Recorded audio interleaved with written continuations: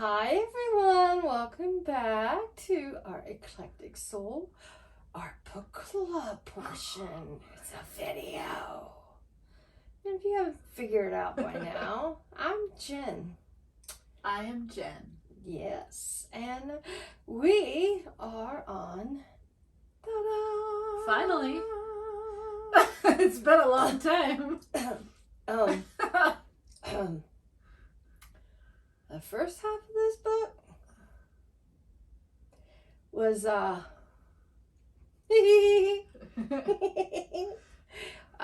don't even know if I want to get to the second half because I might be like this the whole time.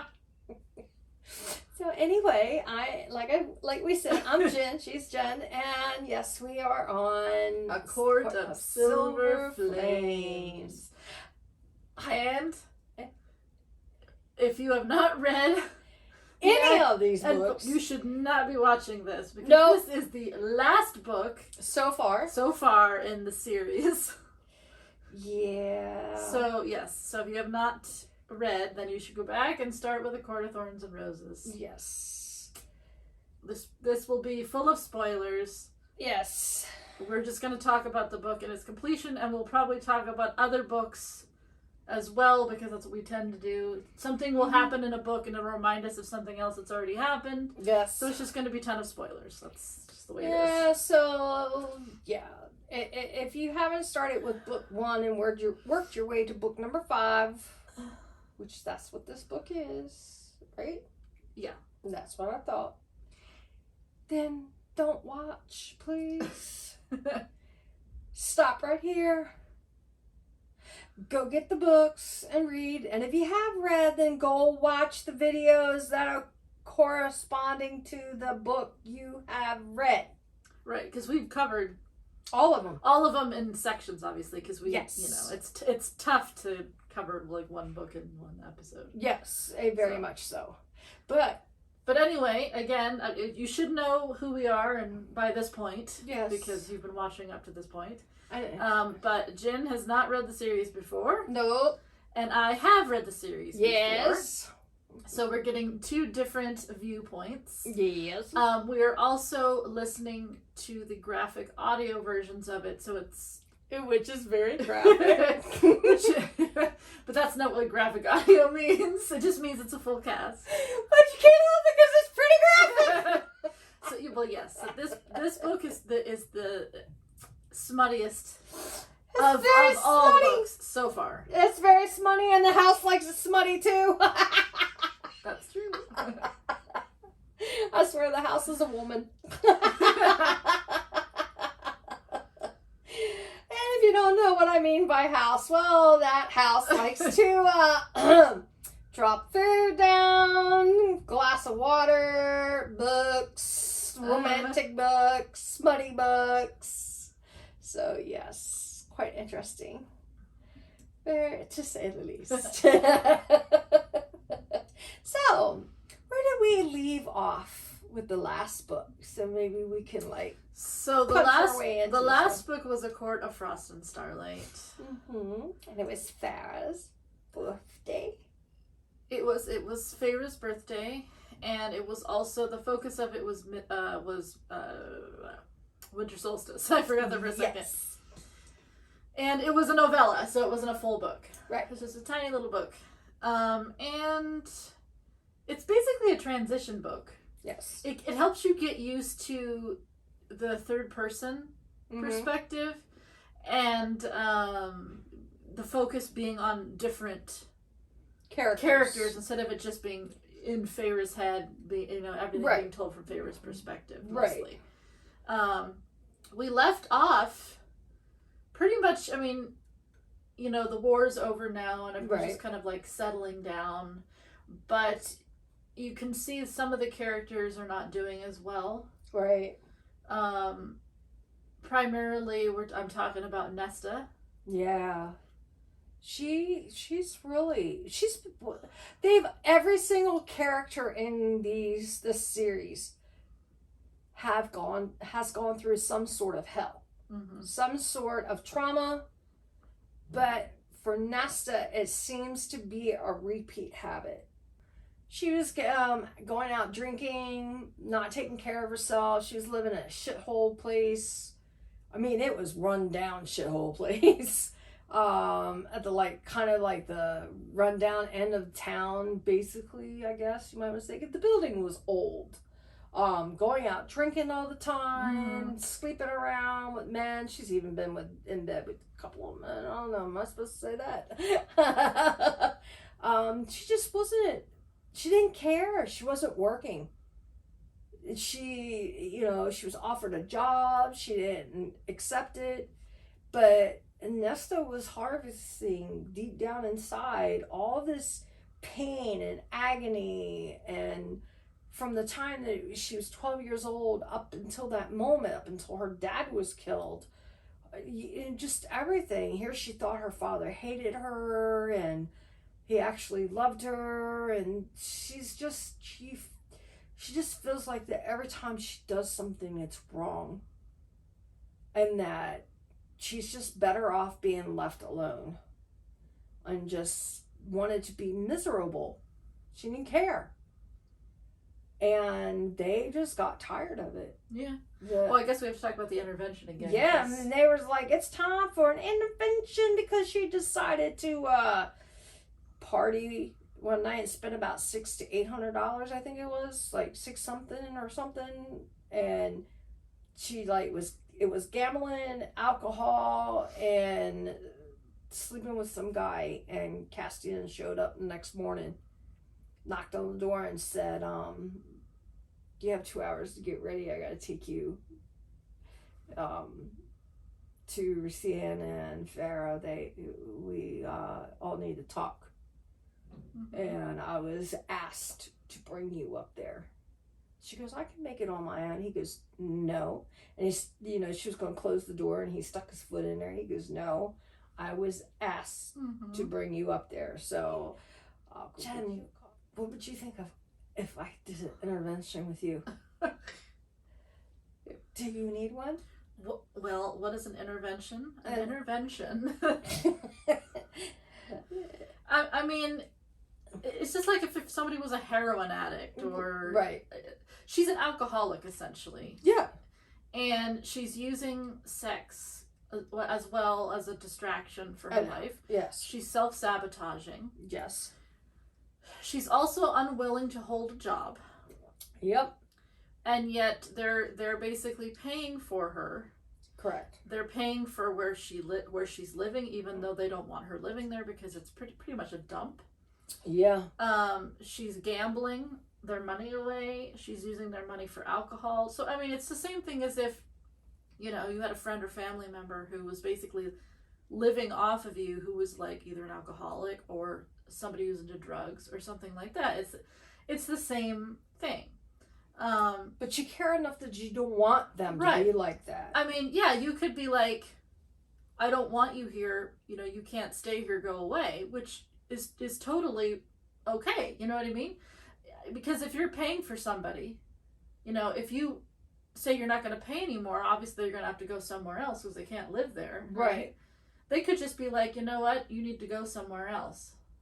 And they were like... And you'll have to find your own way, and then we'll just forget about you, you know what I mean? Right. So yeah, I mean, that is the alternative. I mean, she is an adult. So they're not under any obligation to pay for her. She's an adult. She should be able to take care of herself. This is correct. So, I mean, yeah, what they're doing is they're trying to help her by bringing her to the House of Wind and making sure that she's not drinking because she's using that as a coping mechanism. Right. She needs to find purpose again, and she needs to find other ways to cope with her situation. Anytime we just did a whole episode on shadow work and triggers, right? Right. She has a lot of trauma. Yes, right? she does. And she has to learn how to deal with that trauma, not by drinking, not by sleeping around, not by gambling, and not by being a bitch. Right. Because all of that stuff is bad coping mechanisms. Correct. she needs to start facing it. Even if it's a little bit at a time. Chip away a little bit at a time. Face what it is. And so he comes back and picks her up. And he takes her to his sister and brother-in-law's house. And they go in and she sits down and they were trying to give her a couple of ideas. Let her come up with something that she needed to do. Yeah. So, but then she just didn't want to do anything. And Feyre just got pissed. And she goes, no, you will live in the House of the Wind. Mm-hmm. I think it was Feyre. You will work out twice a day. Mm-hmm. And you will work in the library. And that is what you will do. You will not have no alcohol. You will not have no income. That is where you're going to be. Your food will be taken care of. Your rent will be taken care of because you'll be living in our home. Right. And so... and she goes, well, what if I don't want to? She goes, you have no choice. Elaine's packing your stuff now. So, okay, here's another reason why she gets really angry and frustrated. Okay, so baby sister's telling her what she needs to do, and little sister is packing her shit. Mm-hmm. And they're snarling at each other and fighting with each other, and,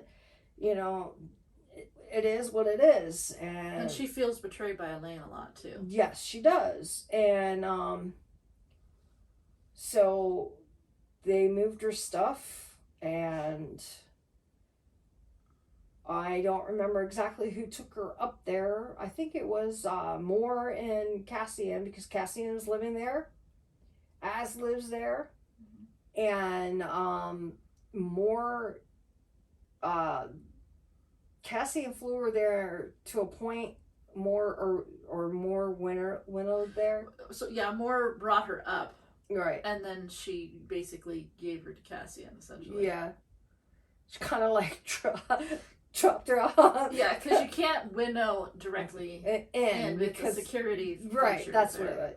But if you have wings, you can just fly in. Right. But, there's only so many of them that can fly. Because they don't want to go up and down 10,000 steps. No. So she winnows to a point where she can, and Cassian flies her up the rest of the way, because the fact is there's wards. And so, she gets in there, and she gets basically 3 meals a day. The house will give her food. The house will give her water. She has a place to sleep. It's the same room. Heck, it's better than most people's houses. Let's be honest. And she's sleeping in the same room she's been in. So she's on the same floor she's lived on. So it's not like she doesn't know the area. Mm-hmm. So she has that. And she's working to give her something. To give her purpose. Mm-hmm. To give her something to do. To keep her mind occupied. Right. And it's not like she's working a lot. She works 5 hours a day. Yeah. That's not that much. No. But it gives her something to do. And then she has 2 hours that she's supposed to work out a day. But that's so funny that she's supposed to go work out in that. What's that place? The Windhaven? Windhaven. And she just did not want to work out. She sat her happy little ass down on that rock. I was like, I am not working out here. She was not having it. She did not want no part of that. Funny. And all you kept hearing is keep giving the hand. Keep giving her a hand. Keep reaching that hand out, Try to get her to grab it. But what were you saying about... There were scenes where you could tell that she wanted to. She felt bad that she was embarrassing him. Right. She's so scared of training in front of the Illyrians because the Illyrian men, or males, I should say, they're brutal. They're mean to women. Right. They don't think women should be training, and they have a lot of superstitions and stuff. And she's, she has a lot of pride, and, she doesn't want to embarrass herself. I think it was the worst mistake anyway of making her work out there to begin with, because even though he's Illyrian, she's not. Right. And it's cold there, and that's not something she's used to. Right. But, he realizes that. And Cassian starts training her up at the house. Yeah. The house of wind. So. But yeah. So. He realizes that they have, he remembers that him and Az have, there's a place there at the house. So he chooses to do that there with her to and work she out. does work out there, yeah. But like Moore and Amwin had like lounge chairs there to watch the boys, but to get sun while they watched the boys. So he made sure those were gone, that there was no rocks around, no chairs, nothing for her to sit down on. It was just them and the circle that they had to work out in, and where the weapons and stuff were, the weapons racks were there. And so little by little they got into trying to, he had to teach her from scrap, because she wasn't a warrior, she wasn't a fighter, she didn't do any of that, and she was cauldron made. So being a human, your balance is slightly different, and he realizes that she was always leaned more on her right hip, so he had to teach her balance to use both, so she couldn't be knocked off balance. So he had to teach her how to use her toes and everything. It's really cute how he was going about doing it, and he was breaking it down for her. But she wanted to fight, but so they kept fighting and everything. So, but she didn't want to really do everything. He made a deal with her the first time to get her to. Yeah. Well, we don't know if she would have accepted or not, because she didn't say anything. It was just they were just kind of standing there, and then he decided to bargain with her to get her to just to agree. Yeah, and she went ahead and took the deal. And they both had their first tattoo from each other, putting on each other's back. The bargain, yep. Yep, the bargain. Yep, so he owes her a favor. Yep. And it kind of took off, He was helping her. They had their moments. She, when you take someone away from their drug, and her drug was wine and sex, and basically wine was making her really bad, but no one knew why she was drinking. She was trying to quiet her thoughts, right. And he taught her breathing techniques, and when he taught her the breathing techniques, after her learning the balance and everything, it changed her perspective more. Right. Because she was able to calm herself when she needed to. And so work became a little more enjoyable, and she was trying to go down them steps. Those was cracking me up, those 10,000 steps. The 10,000 steps to me in the book is a metaphor for Nesta and her progress. That's what I was thinking too. It's like it shows she has determination, but the determination in the beginning is for the drug, as we call it right now. Right.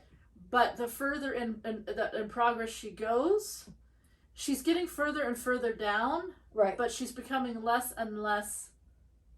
The motivation isn't for the drug over time. Obviously, we only read to the halfway point. Right. But as you read through the book, you'll see that she'll get further and further and further. She gets down to 999 steps or something, or 1,000 steps.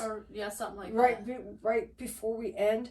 But the more she went down, the less she had trouble with breathing, the less she had trouble with pains in her legs. So as she went down, more muscle, you notice more muscle was being developed. As she went down further, the more that her health was getting better. Right. And so it was like a progress check.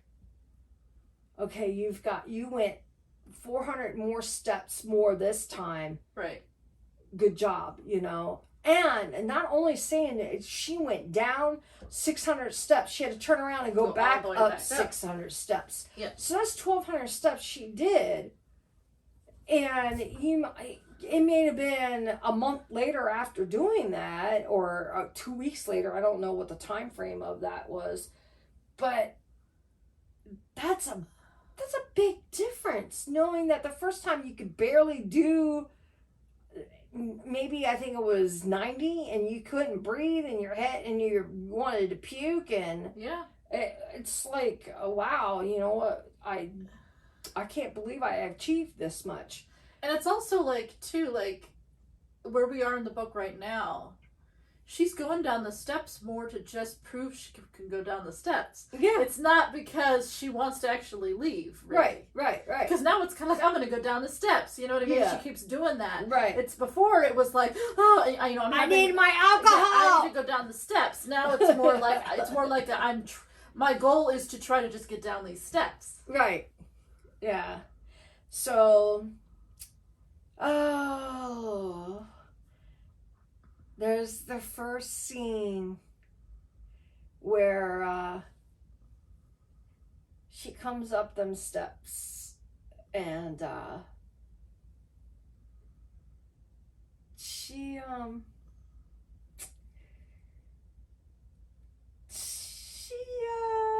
kisses Cassian. They get a little spat, and she just looks at him, and he looks at her, and she thinks she's seeing fire, because I think her eyes are silver, and then she comes back real quick, and she just like, I've about had enough of this, and she just like lays one on him, and she backs away, and he looks at her, she looks at him, and he's like, oh, okay, and then he lays one on her. Pushes her up against the wall, and they're moaning, and oh my god, I'm like, oh my god, here we go. I mean, and yeah, so that was the first little bit of la-di-dee-la-di-da.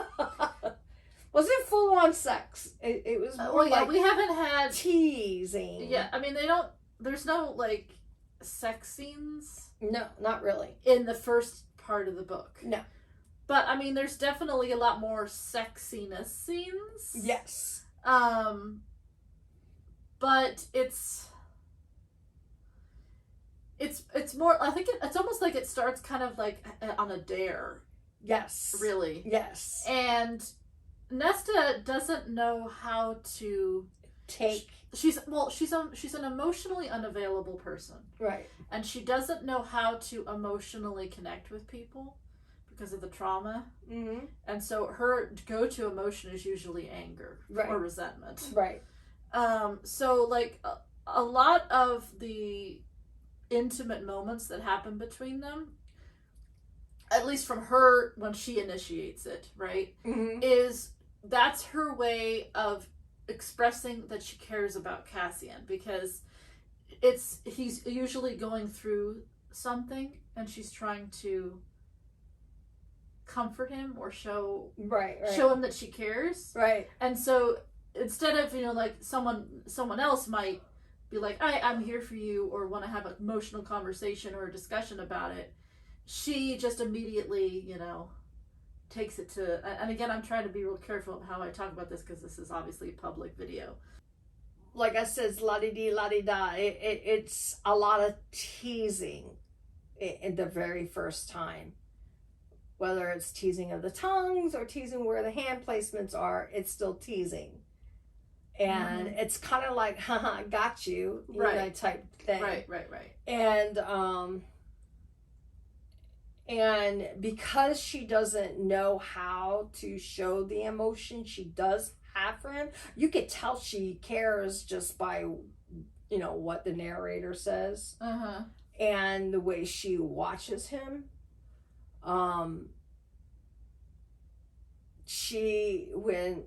When she feels like someone's not replying to her verbally, that he enjoyed it or he wanted her, because I don't think he knows quite how to say it, because, and it's not because of trauma, it's because she's always shot him down. So he doesn't know exactly what to say to her because... Oh, yeah, he's afraid to. Right, but I think everybody, I mean, obviously Amryn is an exception and Rhys is an exception. Yeah. I mean, but everybody else is very cautious around her. I mean, you can't be vulnerable around her. Mm-hmm. Because she is immediately going to insult you, be rude. I mean, you never know what she's going to say. Right. She usually immediately just starts with anger.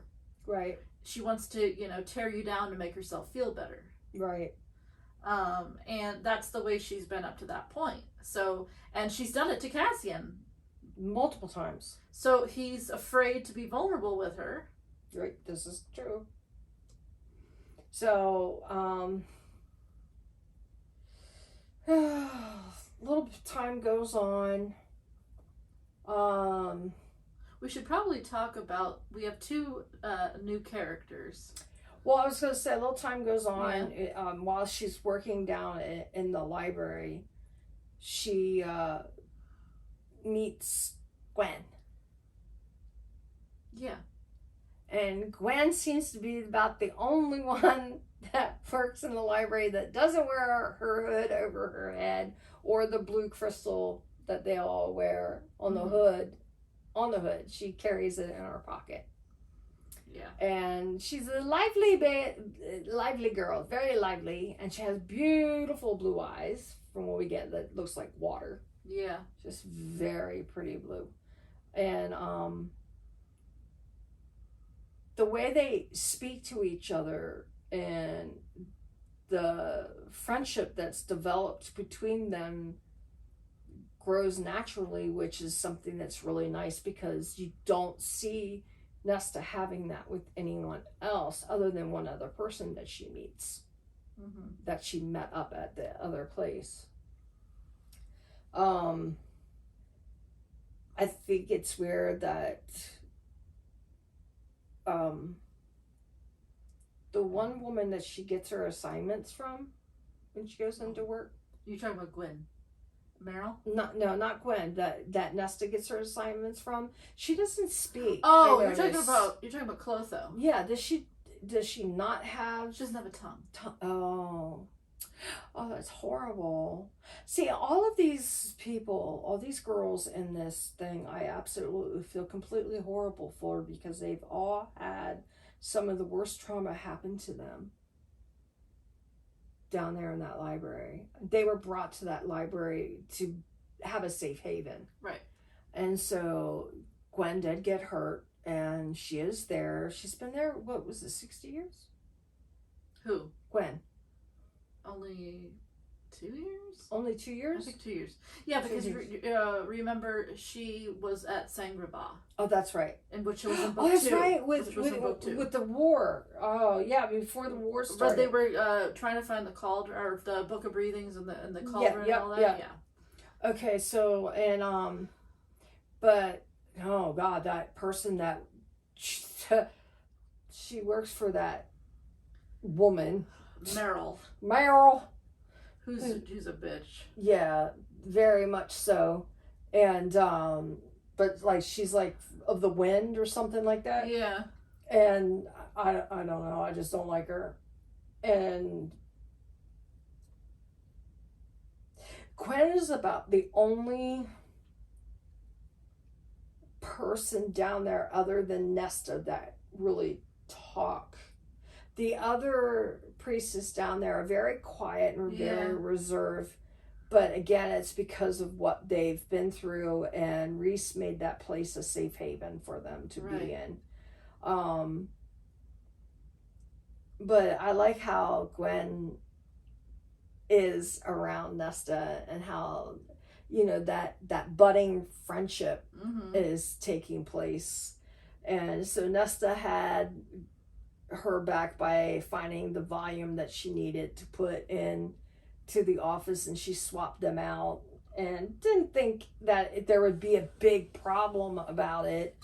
But instead of being appreciative of what Nesta did for Gwen, that Merle bitch just like went off on, like further off in the book we find out that, you know, she went off on Nesta, but Nesta put her in her place. Yep. And so before we go into after what happened after that, we'll jump back to the budding relationship of Nesta and Gwen. After the conversations that Nesta had with her, and then when Nesta was going up to the Windhaven place with Emery and with Cassian, and she didn't want to sit there and work out, so she went to a shop, right, and met Emery and learned Emery's story. And we met her in A Court of Frost and Starlight. Yes, we did too. Yes, she worked in a shop, and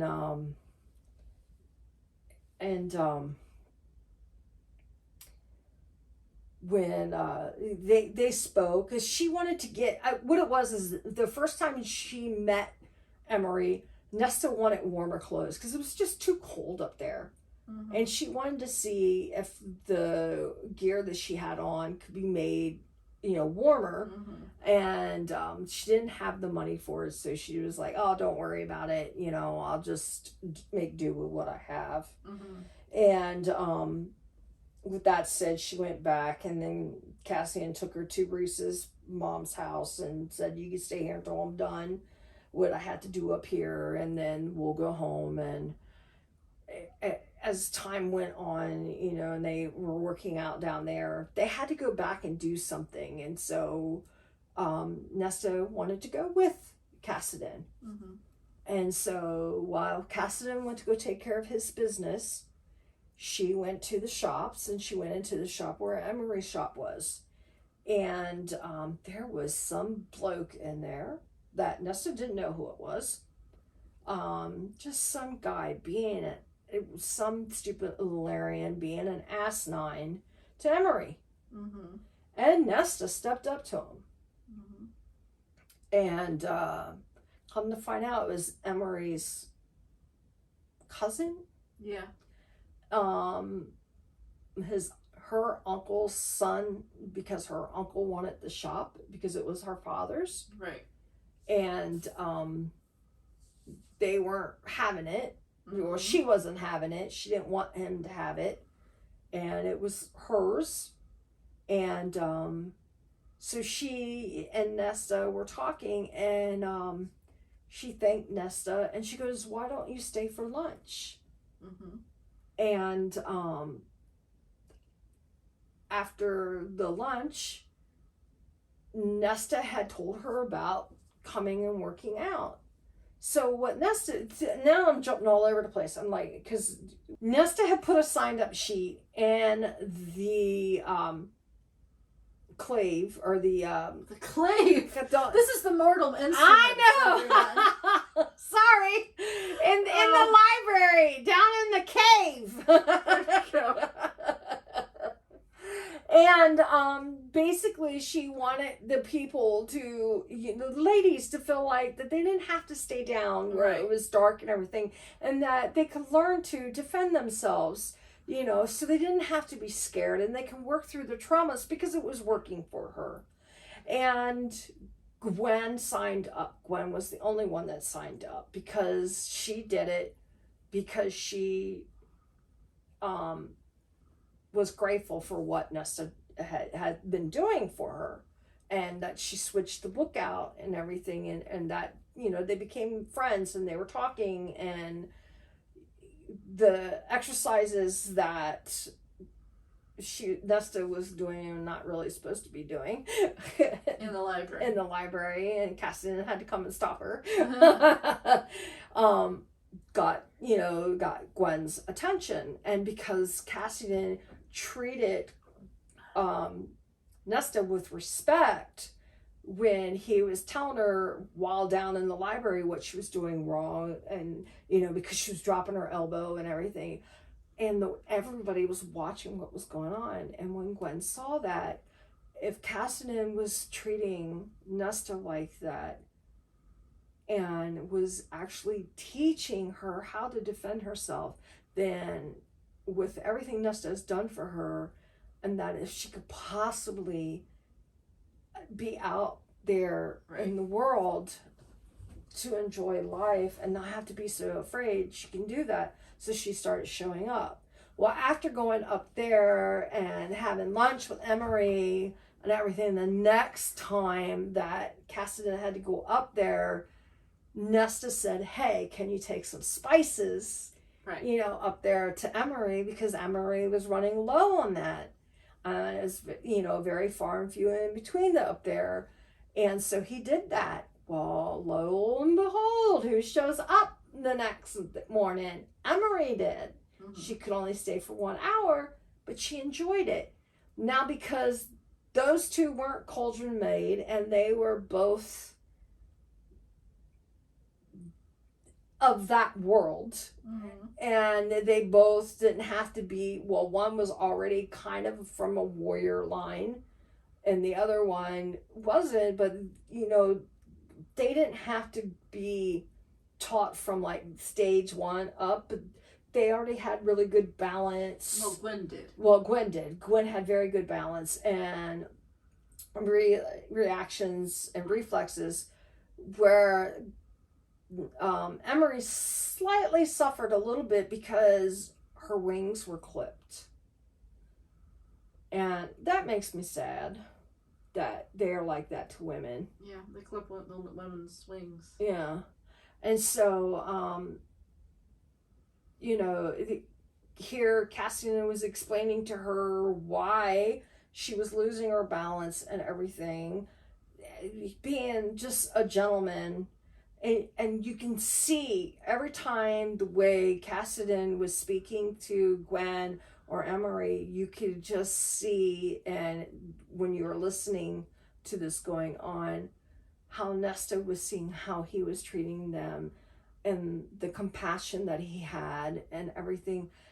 Yeah, she was falling over and over and over again for him, in a sense, because she cared enough to give them a chance to get help. And he cared enough about her to help them, because she cared enough that if he was willing to give her the chance and she can fight and get through doing the breathing treatments, learning to defend herself, learning to fight, knowing that in the future she can work through any problem, she can hopefully defend for herself or protect her loved ones, that other people had the chance to, that she would be more grateful, and that she could probably offer someone something more of herself instead of having all this regret and pain and trauma still raging through the surface. Right. And she wouldn't have to sound so cold and vicious and mean to people. And you started seeing her soften up and becoming more, not human-like, but more kinder. Right. So, but, and then we found out that Feyre is pregnant. Yep, she's pregnant. And that's why Rhys has the shield over her. Because he didn't want anyone to figure it out until they were ready to tell him. And she was past a certain point. Right. And, oh, how sweet. But then as we got further through the book, or into the first part of the book, we found out the later half of the first part of the book that the baby has wings. And it was a slim chance of the baby having them, but the baby did have them, and that it was going to be, this pregnancy is going to be a difficult pregnancy for Feyre. So, yeah. And we have the political stuff going on with Brianna, the queen that went into the cauldron and then came out as an old lady. A crow. crone. Yeah. A crone. Yeah. And she is working with the sorcerer that has Vasa imprisoned as a firebird. Right. And he is related to the bone carver. And we know from Eris that Baron, his father, is working with Briallen. Yep. And Eris says that his some of his forces are missing. Yep. Like 600 troops. And they're acting weird. Yep. And we think that we're jumping. I'm not gonna continue with that, but we think that we might have found them at the very end of the first part. Yes. But so there's this whole political thing, and we find out that there's these items that are so old that they have like their own like essence about them, their own persona essentially. Right. And they can make people forget that they exist. Yes. So once you know that they exist, it's like they're calling out to you. Mm-hmm. But other people don't remember them even if they knew about them before. It's really confusing. But anyway, it's called the Dread Trove. Mm-hmm. And there were supposedly 4 items, but I think now they only think there's 3. They're not sure what happened to the 4th. The mask, the crown, and the heart. Right, but we don't know what the 4th item might be. I think it's Nesta. But anyway, it's mentioned, but we don't know what it is, and we don't know where it is. But we don't even know where the other 3 are. But the goal is that we want to retrieve those 3 items because we believe that Briallen and Kosje the sorcerer are looking for them. Right, because they can raise an army. So the mask will raise the army. Mm-hmm. He raises the dead. Right. The crown basically lets you control anyone as long as you're within a certain vicinity of them. Mm-hmm. And the harp. What's the harp again? I don't remember. Honestly, I don't know. Oh, the harp opens any door. Oh. It creates like a portal, so you can move about easily. Mm. So like you could create a portal and move an army through it. Oh yeah, I think that's what it is. Yeah, and Amryn mentioned something about it. The items when they're worn together does something, but she's not sure what it does. So if you have the crown on, you're playing the harp, and you're wearing the mask. There's some power that you possess when you have all 3, but she's not 100% sure what that is. So the only way that you can find where these items are is you have to be made. And because Briallen is made, she is searching for the items. Right. So they need to also start looking for them as well. Right. So either Elaine or Nesta has to look for the items. Right. Because Feyre is pregnant. And right. She's not going to be. She can't. Yeah, she can't be doing that. You know, she's pregnant. Plus, I mean, Elaine and Nesta, they have a better connection to the cauldron anyway because they were made from the cauldron. Yeah, right. So, obviously Nesta doesn't want Elaine doing it, even though Elaine is perfectly willing. She's volunteered herself to do it. And of course Nesta has some trauma around it because when she looked for the cauldron in the past, she almost got trapped in her own mind. Correct. And Elaine got kidnapped. Yep. And because these items were made by the cauldron, it's probably going to be a similar experience. So she's afraid to do it, but at the same time she doesn't want Elaine to do it. Right. But because the priestesses show up, those 3 priestesses show up. Yep. She feels like she also needs to be courageous and face her fears. So that inspires her to look for the Dread Trove. Yep. I know I'm skipping the scene where she has the dream, yes, which happens before, because she does try on to her scry own for the trove once, and just with her and Cassian. No, it was just her. Her and Cassian. Cassian was with her when she scried for the first time, and nothing happened. Then that triggered her, and she has the dream. That's right. Right, and Cassian can't really do anything for her. He couldn't get to her because she had all the silver flame. She had silver flame on and her. It was cold. She was making the room cold too. Yeah, but she was trapped. Az was holding on to her for part of it. Yeah. When he was there. But she was again kind of trapped in the dream, and she couldn't get out of it. Right. And Rhys came through the window.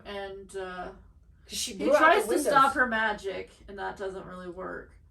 And then he goes into her mind, and he leads her out, and then she's able to get out. Yeah. And she does hear Cassian's voice, but Rhys is the one that actually leads her out of her own mind. Yeah, leads her to a nice little hill underneath the moon. Yeah. In a dreamlike state. Mm-hmm. And then she can hear Cassian calling to her. Yeah. And Cassian stayed all night with her, by her side, and that made her love him even more. And then when the girl showed up, she said she'd try it again. He said not alone this time. We're gonna do it. So it was Cassian, her, as Rhys, and Feyre, and Amryn in the room, and she got in that state again, where she was cold to the touch, and she was making the entire room freezing. Yeah, and she wouldn't let go of the bones. It stayed over one spot, but she wouldn't let go of the bones. Yeah. And so Cassian just got closer and closer into her and kissed her, and kept trying to get her to trying to warm her up. And then she, warmed up enough that she kissed him back, and that he said the person reading is that he could still taste the frost, the coldness of the kiss. And it's it's like the power of death, right? Right. So it's she gets taken over by the power, so she doesn't become herself. So it's kind of he almost he had to remind her of who she is to bring her back. Right. But they find out where the mask is on the map from the bones. Yeah, and it's not in a very good location. The Bog of Orin. Which is in the middle area, the middle area is where the Weaver was. It's also where Under the Mountain is. Yeah. There's different areas in the central part of It's its own little area. It's its own little area. There's no government there at all. No. It's just where all the old magic goes. So before the courts and everything. Yes. And they go there. Well, Nesta and Cassian and Azriel go there. Yes. And while they're flying around, Azriel disappears. Azriel disappears on them, and Cassian starts looping around looking for him, and they dive down to see if they can find him. And when they dive down, they see that he had been hit by an ash arrow, and that there was autumn troops there. Right. And which I thought the narrator said 2,000. It looked like 2,000 troops, and I was thinking, oh my God, 2,000, that's a lot. I don't remember. It was 600. But there were 600 missing. Yeah, 600 missing of whatchamacallit's troops. But for them to have 2,000 troops down there, that's a lot of freaking troops. Yeah, I don't know. Or 24. I don't know what was said. I don't remember what was said either. But there was definitely autumn court troops there. So, and Cassian doesn't want Nesta around them at all. Right. And so Cass is trying to get away from the area with Nesta to put her far away, and she's like, just put me down anywhere. You have to go get him. And she goes, put me down in a tree. And he finally finds a tree where it's far enough away, and he puts her in the tree, and he goes after her to get his brother. And she's hanging on this tree for dear life. She's got her legs wrapped around it, her arms wrapped around it. She's hugging the hell out of this tree. And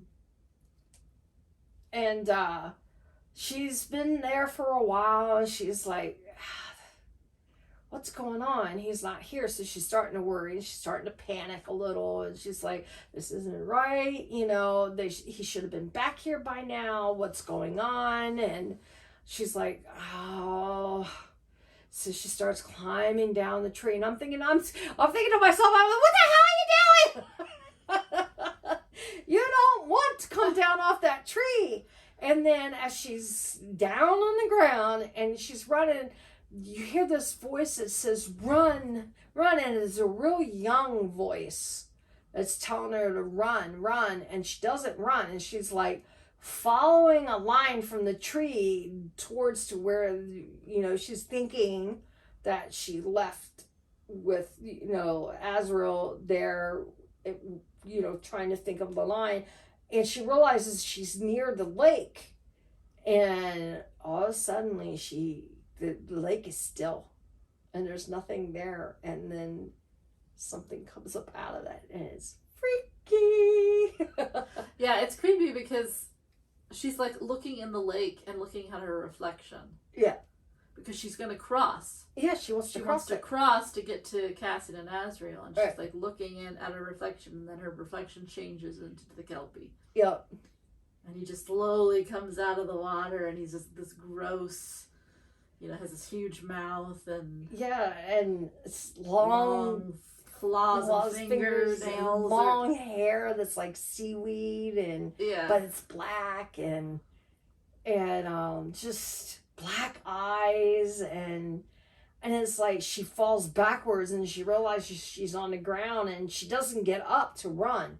Right. She's trying to go backwards, like crawl backwards, and she ends up peeing herself because the sight she beholds is just completely terrifying. And I'm sorry, but the way he was described, and when he opened up his mouth and smiled and he had two rows of crooked teeth, that I would have probably pissed my pants too. That was shit on one or the other. Yeah. If I shit them, would I kept him away? I'm being serious. I would hope I would have passed out, to be honest. No, I don't want to pass out because I want to live. As long as they eat me while I'm passed out, no, I don't know the difference. No. I want to survive, but no. He's taken into he drags her into the water. He does. He gets a hold of her and he grabs a hold of her with his hands and he on one leg and he's like because of his nails and everything, he's like digging at her flesh and pulls her leg as he's ripping at her flesh and pulls her down into the water. And she's fighting him and she can't see nothing because it's murky water. And he kisses her to put air in her. And she goes, it tasted horrible, but she realized she could breathe. And she's like, it was okay if that's what kept her alive.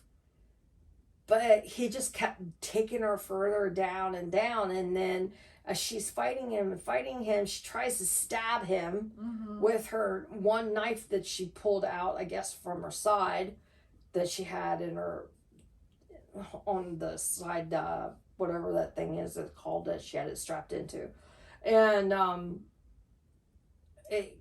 she did hit him with it and hurt him with it, and she kind of was trying to like get away, and he just grabbed her and pulled her under more and pushed her up against what she thought was the bottom, but I guess it was more bones of other people and everything, and it's like, ew. And gave her another kiss of breath, and she could see something glowing, and as she's being pulled, by him, by the wrist, by him, she's got her arm reaching out and she's trying to get whatever this is glowing, and I don't know what she thought it was. Her power, I think. Or her power. She was like, please, like she was trying to access her power. Right. And then she saw this golden light and she thought, oh, that must be her power, so she was going to try to like go towards it. And it was the mask. Yep. And she put that mask on and all hell turned around. Yep. She brought everything in that lake that was dead alive. And she had them rip this Kelpie apart. Mm-hmm. Tore him all to hell. And by that time, Cass and Az were looking for her. Were going to the tree to find her, and she wasn't there. So they started looking for her. And they were like over the water area, and he was like peering down and looking in and everything, and he goes, God, you can't see anything in there. And all of a sudden Az goes like, what's that? And all of these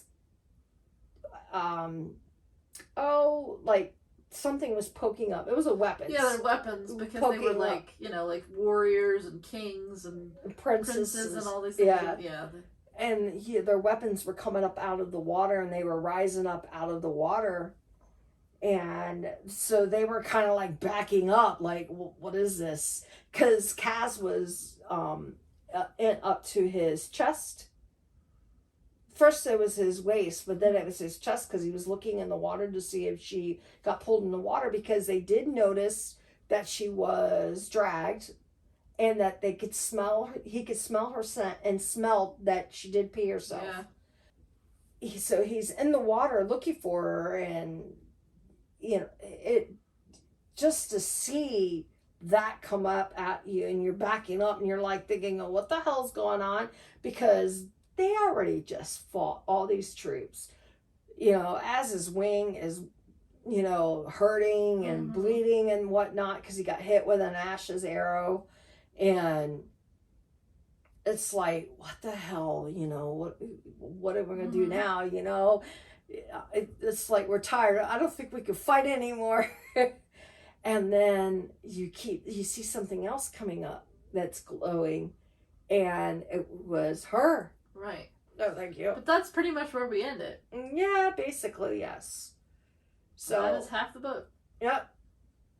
And they're like, oh my goodness. So yeah. So until next time. These are the days of our lives. No, I'm just kidding. These are the days of their lives. But I wasn't sure how I was gonna like this book. So far, I am pleased with it. Mm-hmm. Because it is definitely her story, but it is a different story compared to the other stories. Yes, it is. And to me, it's more, it's like life. All of these are like life, you know? Yeah, I mean... Except for the first book. It's definitely a fairy tale. Yeah, the first one is definitely a fairy tale. But also, it's the way it's written, too. Like, this is written in third person, right? Which it does give it a different kind of a vibe to it, too, right. When you read it in third person. But right. When you write it in third person, it's like you can jump between a bunch of different people, you know, here and there throughout the story. Which is the way that this book is written. Even though Nesta and Cassian are the focus, they're through it the most of the time, it still jumps around. So it's like it'll be her and him and her and him and her and him, and then it jumps around all these different characters throughout. Right. Where the other books are definitely like their Feyre's journey through the whole thing. Right. Yeah. And when I first read it, you know, I literally read these books back to back. Like me and you, we've been spreading this out because we've had to wait. Right. for the dramatized version, right? And they don't release them. I mean, there's like months go by before you get another one or another part of it. Correct. When I first read it, I knew nothing at all about the series whatsoever. I knew nothing about it. So I went into it blind when I read it, and then I also literally read it back to back. So I was like, there was no break. So I was like literally in the story every day, pretty much, like hours and hours of time. And to be honest, I absolutely hated Nesta when I first read it. And I was upset that I had to read a book that was focused on her. And I know I'm not alone. A lot of people had the same reaction. Because when you read it like that back to back, right, she is, unless you're somebody who is kind of like that, where you're more, intense. I tend to be more of a sensitive person, so I like, the way that she behaves to me is not acceptable. Like, I don't appreciate people being rude and nasty to people. Regardless of everybody has trauma, and you make a choice how you deal with that. Right. But I was able to get over it. The beginning part of the book was difficult for me when I first read it, but then once she started to learn how to manage, to deal with things better and not start treating people that way, and then I really enjoyed the book, because she really does change throughout the book. But when I first read it, it was very, very difficult, because, and I also, like I said, I went into it blind. Mm-hmm. I didn't realize the last book was going to be in her perspective until I got there. So it was very disappointing for me. Oh, when I first read it. That can be understanding. Yeah. So, because it's not like the author said, okay, this is, a sticker on the book. This is going to be in this person's perspective. This is a fairy tale. This is this person's. This is this person. This person. Oh, by the way, this is Nesta's. Right. And I listened to the audiobooks while I was working, so it wasn't like I had the physical book and I was reading the back of the book. Right. Too. So I literally was just like, one book to the next book to the next book to the next book, and then I literally knew it was going to be Nesta's perspective when I got to the last book. And so I was mad. Like, I was really, really mad about that. So it took me a while to warm up to her. But when I got to the end of the book, I really, really did like it. But it was the only book that I had read only once. And so this is why I have a hard time remembering what happens in it. Understandable. Yeah. And obviously I've been trying to make it so that you didn't have the same experience I did. So yeah. I'll give you a little yeah. I'll be warning you this book is a fairy tale, and just so you know, it's very different from book 2. And then of course I told you all along that book 5 was going to be about Nesta, so you'd know that. Yeah. And stuff like that. Because I thought Nesta was a bitch. Yeah. When I first, learned about her in book 1. I thought, even though it was a fairy tale book in a sense, I still thought she was a bitch then. And people, like I said, people all over the world suffer in some form of trauma, whether it's when they're a kid or as an adult or both. Some people deal with it well, some don't. Some get help, some don't care. You have to learn not to take what you feel out on other people. Mm-hmm. If you're going to take something out on someone else, it better be directed at them for what they have done to you, not because something you're dealing internally with. Because we all have our own story. Right. Even though this is a book, this stuff happens in life. Yeah, it does. And you can't just... But it is. It's a good example trauma because you see trauma from a variety of different people. Right. And how the trauma is dealt with differently by different people. Exactly. And none of these people are getting help necessarily, not in the traditional sense of the word. No. So it shows you that everybody goes through trauma. And you can't really point fingers and go, oh, my trauma's worse than yours, kind of thing. Right. But it also puts the responsibility back on the individual. Right. Because you can't, no matter what has happened to you. Right. You can't blame other people for the trauma. Or how you handle that trauma is what I should say, right? Yeah. Because you have no control over what other people do. No. It's how are you going to deal with it? How are you going to show up? And that's where the healing is, right? Because everybody is in the same boat as you. Yes. And you're not going to get anywhere trying to compare yourself to someone else and say that, well, you know, either their trauma is worse than mine or you know, mine is worse than theirs.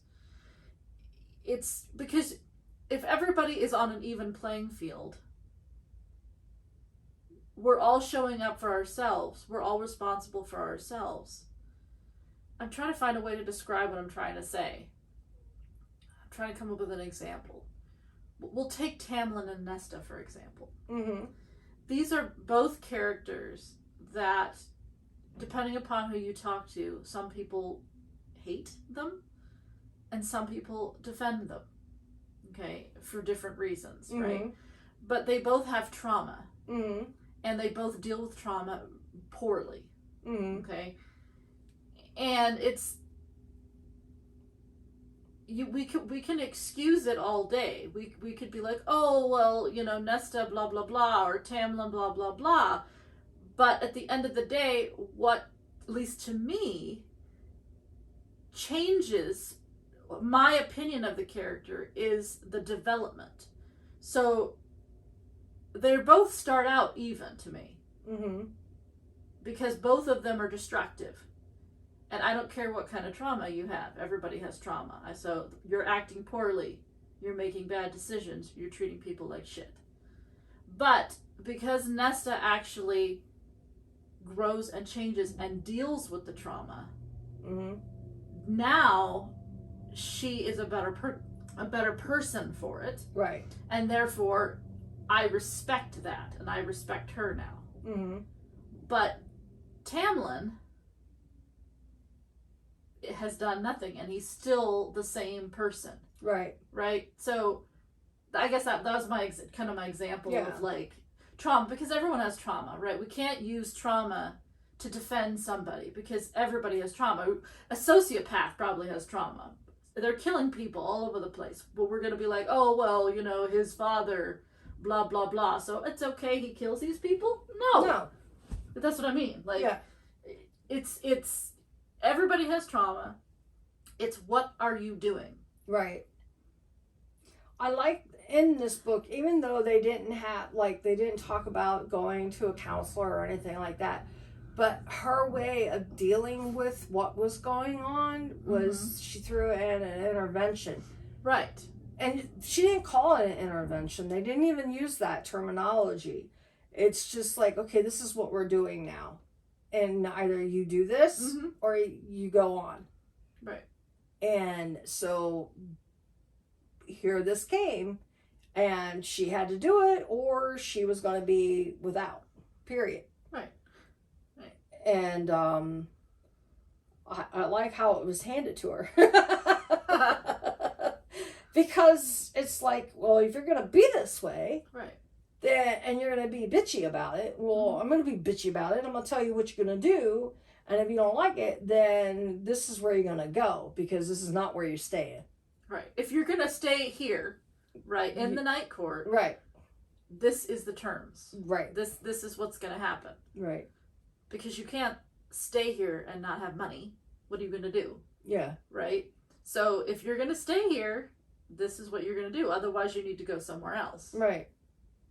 So I thought that was like the best thing they could have done in this to show, you know, I don't know what they're going to do for Tamlin. But this was the best thing they could have done to show what there is something that can be done to help someone get through a situation. But again, too, I mean, obviously, we've talked about so many different psychological things throughout these things, right? Yeah. Obviously, Tamlin and Nesta are different people, and they have different issues. Right. But even with the intervention, Nesta still participated in the intervention after it happened. Right. So for her, it wasn't that she didn't want the intervention. It was because she was preventing herself from accepting the intervention. Like with Cassian, right? Like, she was afraid to practice in front of those people. Right. It wasn't that she didn't want to practice. That's the way she is. She wants to do these things. She wants to show this, or she wants to show that, or she wants to do this or that. Right. But she holds herself back because she's scared, or she's got pride and she's afraid that people are going to see something or judge her. Mm-hmm. Which is different, right? Because she already possesses it. She already possesses the drive to be a better person. It's just she has this wall there that's preventing her, right? So once you remove the wall, she's able to freely do what she's supposed to do. It'll be interesting to see, like with Tamlin, again, he's a totally different person. Right. He doesn't have the same issues. He doesn't have family there that will. And we've also talked that's true, but he also, we've talked about this before, he is, I think, has narcissistic tendencies. So yes, it's a little bit different. I don't think that Nesta is narcissistic. I don't think so because people who are narcissistic, even anywhere on the spectrum, tend to focus more on themselves. She does care a lot about people. Right. She just gets in the way of herself. Right. Where Tamlin really struggles with seeing the world from other people's viewpoints. Right. And really genuinely wanting to do things for other people, for the betterment of other people, and for it not have anything with him involved. Right. At all. So that's a totally different thing. But yeah, because like, you know, when she realized that her sister was pregnant, and, you know, and she has Cassian and then Elaine, you know, she doesn't want her sister who's pregnant to get her, even though they're not really on good terms and they never really were close. She doesn't want nothing to happen to her. Right. And she sure doesn't want anything to happen to Elaine because they were always two peas in a pod. Right, and she doesn't want anything to happen to Cassian. No, because she loves him. Right. She won't admit that she loves him. Right. And it's even come across in the narration a couple of times. You know, she won't own up to what it is. Mm-hmm. And that's because she's scared, you know. It's because she doesn't know what to expect, you know. Anyway, that is where we are now. So for the second half, I don't know exactly when we're going to get to it because it's not posted yet. But you'll see it here on our YouTube channel when it does pop up. Yeah, it'll probably be at least a month or so, more than likely. Who knows? Anything to keep us waiting. But then that'll be it after... Yep, until the next book comes out. Which... God only knows when it'll be. We have Crescent City first, so... Yeah. And then it'll be the next ACOSF book. Yeah, I guess we'll be doing Crescent City. We are? I said, I guess we'll be. I don't know. We'll see. I don't know. We have so much to do. We've postponed my friend Sharon's book until we're done with this and until I hear from her. And then, I don't know, whoever else we hear from. We have a friend who's done a book. We'll see if he wants to come on air with us and talk about it, but we'll see. Yeah. We won't push him. So we won't zucchini him. But until next time, please take care of yourselves. Thank you for joining us. I don't know. Keep reading. Yeah. Blessed be. Bye. Bye.